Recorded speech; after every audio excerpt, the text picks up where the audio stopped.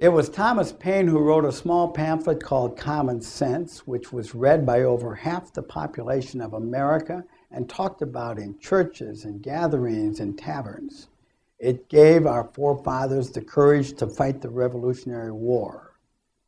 What would the words of Thomas Paine say today?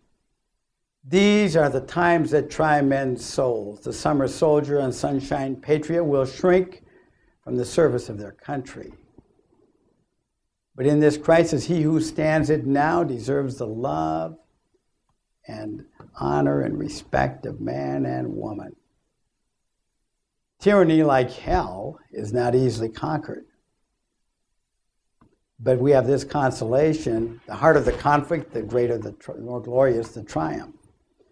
What we obtain too cheaply, we esteem too lightly, for it is dearness alone that gives everything its value.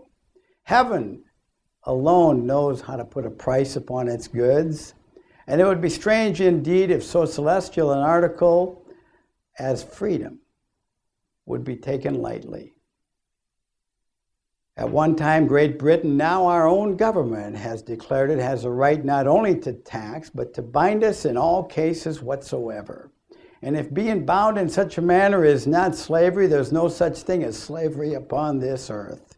Even the expression is impious, for such an unlimited power belongs only to God. You know, Samuel Adams once said, "If ye love wealth better than liberty, the tranquility of servitude better than the animated contest of freedom, go from us in peace. We ask not your counsel, nor your arms. May your chains set lightly upon you. May you lick the hands that feed you, and may posterity forget that ye were our countrymen." Thomas Jefferson said, "We've counted the cost of this contest and find nothing so dreadful as voluntary slavery." Tyranny is tyranny no matter what its pretense. There's really no important difference between a person who's born into power, one who shoots his way into power, or one who gains power through demagoguery and deception.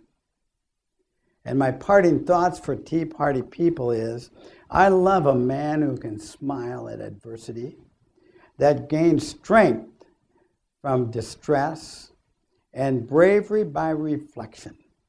'Tis the business of little minds to shrink. But he whose heart is firm and whose conscience determines his conduct will pursue his principles until his death. The principles of freedom are at stake in America today, and we're all in the same boat. And there's a principle about a boat is you can't sink half of it. We either live in freedom or servitude.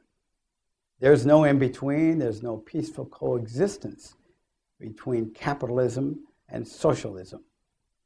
And our challenge today is to keep sending out lifeboats, to stand for principles of freedom no matter what the cost. And that's something to think about.